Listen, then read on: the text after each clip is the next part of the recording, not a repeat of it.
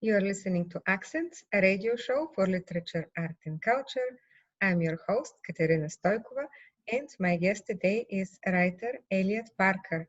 Hi, Eliot, how are you? I'm good, Katerina. Thanks so much for the opportunity to be on your program. Good to be with you. Good to be with you too. Very excited to learn more about you and your book and your writing. This is your first appearance on Accents. Yes, my first appearance. I've been a long-time viewer and or listener of your show, and I'm delighted to be a guest for the first time. I'm just thrilled. Eliot Parker is the author of 4 thriller novels. He is a graduate of Bluegrass Writers Studio with an M.F.A. in creative writing, and he also holds a doctorate in English from Murray State. He teaches writing at the University of Mississippi in Oxford, Mississippi. And I've heard that you have a new book coming up, or was it just published? Yes, it was just published in May, at the end of May, right after Memorial Day, May 26th of 2020, and it's titled Snapshots, and it's a collection of short stories that are set in West Virginia, Ohio, and Kentucky. Okay, what kind of stories are these? These are a mixed bag of short stories in terms of genre. There is a little bit of various genres represented in all of these stories. So no matter what a reader might be interested in, there's probably a story in there for them. So there's one story that's centered around a romance. There is some speculative fiction included in the collection. There is some mystery and thriller stories included in the collection. There's a ghost story in the collection. So it's got a wide variety of different types of stories, different genre stories for just about any reader. And I felt like, Katerina, that this collection represents Appalachia because it has a lot of those elements that people often associate with Appalachia, both cultural themes and cultural mores. We have, ghost stories, obviously a big part of Appalachian culture. We have romance is certainly a big part of Appalachian culture. We have small towns as the backdrops for a lot of these stories. We have good people doing bad things, bad people doing good things. So all of those kind of elements of Appalachian culture, I think, in one way or another, are represented in these stories.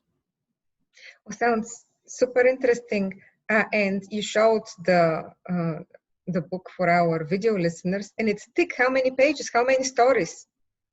There are 11 stories in this collection, and if you don't count the first couple of cover pages with information and the acknowledgments in the back, it's 207 pages. So the stories are pretty robust.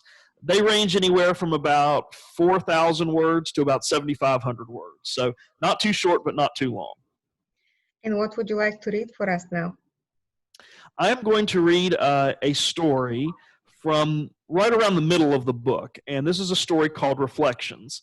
And just to give a little background information on this story, I have a narrator in this story who speaks in the first person. And so you won't hear his name mentioned in the section that I'm going to read. But a lot of people think that this is me as the first person narrator in this story. And there is a little bit of me in this story because this story centers on a son who is going to visit his father's grave at a cemetery.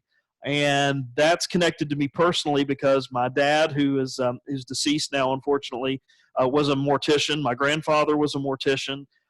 So mortician work and funeral directing work has been, a part of my life and a part of my family for a long time. So some of that works its way into the story, although what is written in this story is not me, if that makes any sense. So I have a lot of people have messaged me and emailed me and said, well, I know that I character is you, and that's not necessarily me, but I have drawn on some of my life experiences and growing up in a home with 2 relatives who were funeral directors and morticians to kind of set the backdrop and set the backstory. But I just wanted to clear that up. This is not exactly me. This I narrator is not me in the story.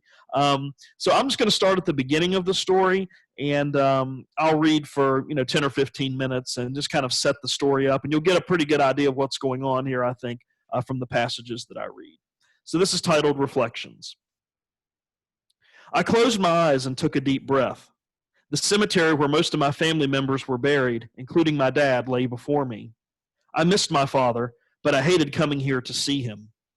Standing in front of the cemetery gate, I looked to the east and watched the early morning sun fracture the hazy, humid August sky into a kaleidoscope of color, with dark reds and fiery orange streaks of light making a temporary imprint above the cemetery ridge. I refocused on the cemetery gate in front of me. Stepping closer, I noticed the flecks of faded paint and rust dangling from the wrought iron bars. Unlatching the gate, I stepped on the narrow paved road and scanned the grounds. 7 erect tombs on the western side of the cemetery had inscriptions on the doors. I didn't know the people inside the tombs, but imagined the lettering told their life stories. The tomb doors were opened, and debris rose up, covering the entryway to most of them. The small sloped cemetery had an aura of hallowed ground. I felt each grave held the life of someone important or someone who was special to someone else. I didn't feel this way until I stepped inside the gate and the entire cemetery was before me. As I proceeded towards Dad's grave, the early morning humidity hung in the air like a thick wool blanket with its suffocating persistence, and it felt heavy in my lungs, forcing labored breathing. I looked around and observed other broken gravestones, some of them nearly 100 years old. That side of the cemetery was the oldest section where many of the previous owners and caretakers of the cemetery of years past were buried. Their graves were speckled with a granular substance, making them difficult to interpret or read. The cemetery ground buckled slightly under my feet. I smelled nothing other than the thick, still, calm air. My steps grew slower and smaller as I approached Dad's grave. Finally, his grave was visible. The flat pewter headstone at the base of his grave was decorated with ornate marble lettering, declaring this place to be his final resting place.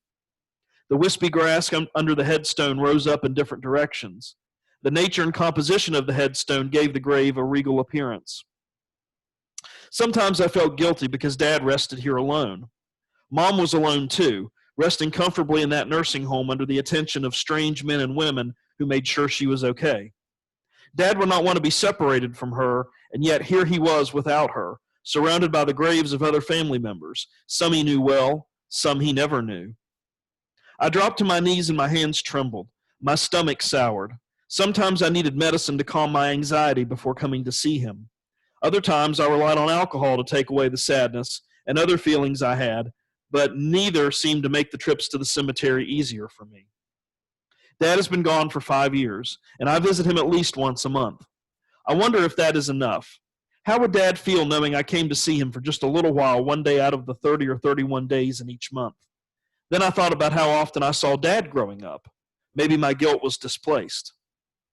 My dad was the only mortician in town, and he knew everyone.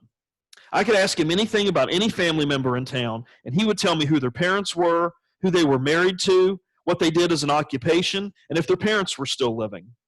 Dad put the community first, and they had loved him.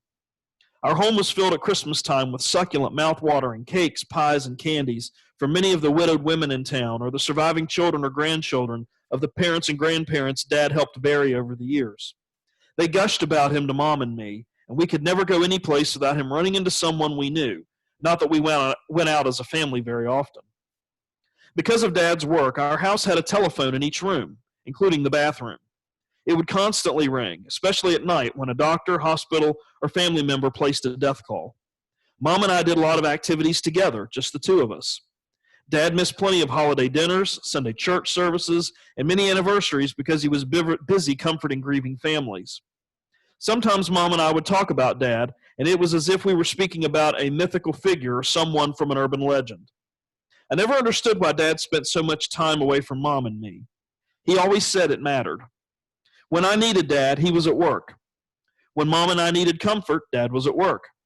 When Mom had her stroke 7 years ago, Mom was home alone when it happened because Dad was at the funeral home, comforting a sad mother who had lost her son in a car accident.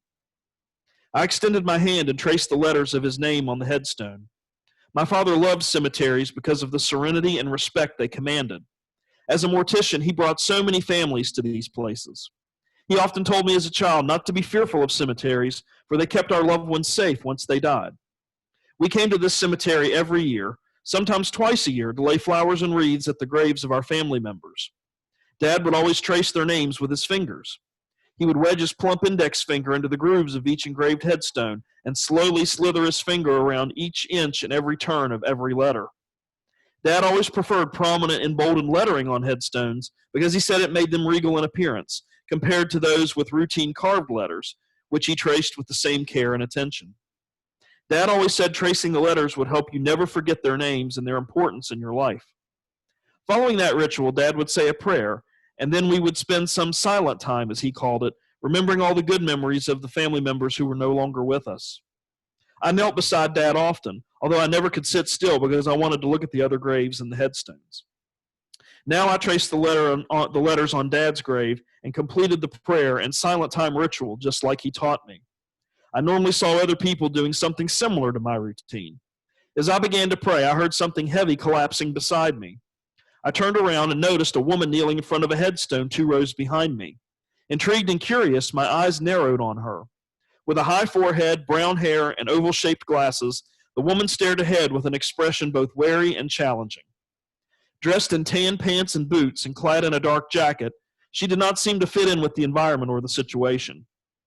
As the woman wept heavily, I noticed her rest an open hand on the surface of the headstone and watched as she dragged her fingers down the surface.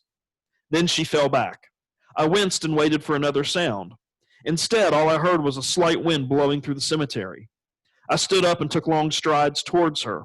As I got closer, I saw the woman stumble and pull herself upright. She reached inside a black knapsack and removed a bottle of whiskey. She fumbled with the lid at first, then ripped it off, tilted the bottle back, and chugged the contents. "How much of that are you going to have?" I asked, slightly concerned and puzzled. The woman stared ahead. "I'll let you know." "When?" "When I can't taste it anymore." She tipped the bottle back again, taking 3 more large gulps. The whiskey trickled down her chin. I folded my arms as she put the cap back on the bottle and tossed it aside. "It appears you enjoy coming here as much as I do," I said, looking for a way into the conversation. She sniffled and raked a hand across her wet chin. "I shouldn't even come here at all. This jerk doesn't deserve it." I looked around the cemetery to see if anyone was close by. Perhaps someone could help this woman. I did not have the internal fortitude to handle it today, but maybe someone else would. Across the grounds, nearly 40 yards away, I noticed a small, dark speck move, but I assumed it was the sun playing tricks on my eyes. The woman rested her weight on 2 knees and for the first time looked up and locked eyes with me. "Is there someone you love buried here?" "Nope, we burned him." I scrunched my face at the bluntness of her statement. "Cremated him. Took some of his ashes down to Florida and scattered him over the Everglades. That was his favorite place, so we figured that's where he would want to be. We put the rest of him here." She dropped her head and pointed to the ground. "My father is buried here," I began, but she cut me off. "He was a lowlife, too, a stupid drunk who couldn't keep a job or keep his hands off Mama and me." I jammed my hands into my pockets. "I'm sorry." And I'll stop right there. So the conversation that my narrator and this woman has leads to another interaction that he will have with someone else at the cemetery, which opens up his eyes and his perspective to why coming to the cemetery to see his dad is so important. Yeah, it sounds like a really complicated relationship between him and his father, and I look forward to hearing more and learning more and reading more about what was his name, the character? Oh, Bryce, B-R-Y-C-E. Uh-huh. Okay. What else are you writing, Eliot? What's new? Well, I am currently working on, I just finished a manuscript for a book called A Final Call, which is a sequel to a previous book I had published a couple of years ago called Code for Murder. And A Final Call is centered around and focuses on a homicide detective in Cleveland, Ohio named Stacy Tabbitt. And the story in A Final Call picks up a few months after the ending of Code for Murder. And so there were some storylines and plot lines in Code for Murder that were left open-ended. And so those get resolved in A Final Call. But the main focus of that story, the main plot of A Final Call, is Stacy is approached by a former classmate of hers who asks her to help her find her son who has gone missing. And as Stacy starts to investigate and find out where he has gone or what's happened to him, he is involved and he is suspected of being involved in a murder. So that complicates what Stacy has to do, and how can she work this investigation but also keep her best friend sort of in the loop but emotionally stable through this process when she has to tell her that, her son has been involved and is a suspect in a murder. So I've been working on that, and I'm also starting another collection of short stories. I've got 2 stories finished, so I'm planning on somewhere between 10 and 12 more short stories in another collection. So got lots of different writing projects going on. You're busy, Eliot. Yes. Yeah. And Keeps me out of teach. trouble. And you teach creative writing, or you teach English? What do you teach? I teach a little bit of everything. I teach some creative writing. I teach some business and technical writing, composition. I can teach just a little bit of everything. But I'm just finishing up my first year at the University of Mississippi, and it was great. A great experience. I taught for 3 years at Marshall University in Huntington, West Virginia, and then I taught for 11 years at Mount West Community and Technical College, also in Huntington, West Virginia. So made a big move about a year ago, moved further south and a little bit deeper into Appalachia. But I really enjoy Oxford, really enjoy Mississippi, and enjoy working with my students and colleagues at Ole Miss. It's been a great first year. There is a question I ask all my guests who teach creative writing, and it is, what is the most important thing you teach your students? If there is one thing you want them to remember from your class or your workshop, what is it? Oh gosh, Katerina, that's a wonderful question. And I wondered if you were going to ask me that, because I know you ask all your guests that teach creative writing that question. I would say when my students leave my class, the one thing that I hope they don't forget is that writing is a process, and that this is a marathon, not a sprint.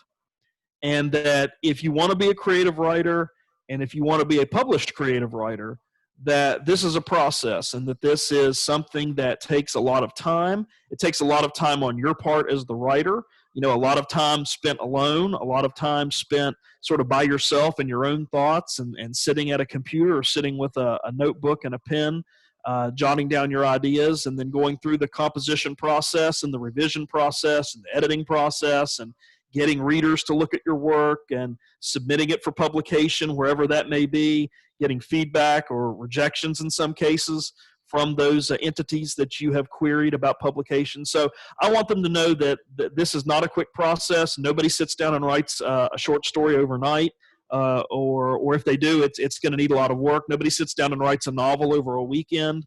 Nobody sits down and writes a screenplay or a collection of poems in a day or two. So I hope that they realize that, and that I also emphasize to them along the way, there's going to be setbacks and there's going to be bumps in the road, and those bumps in the road are okay.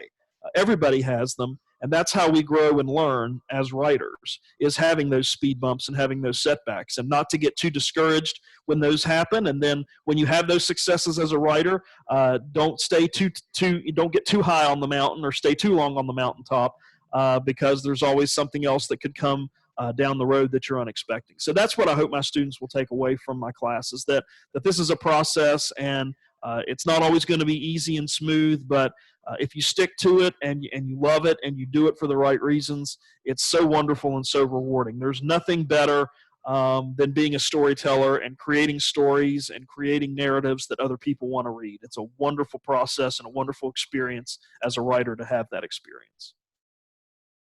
Well said, Eliot. Thank you very much. Well, I guess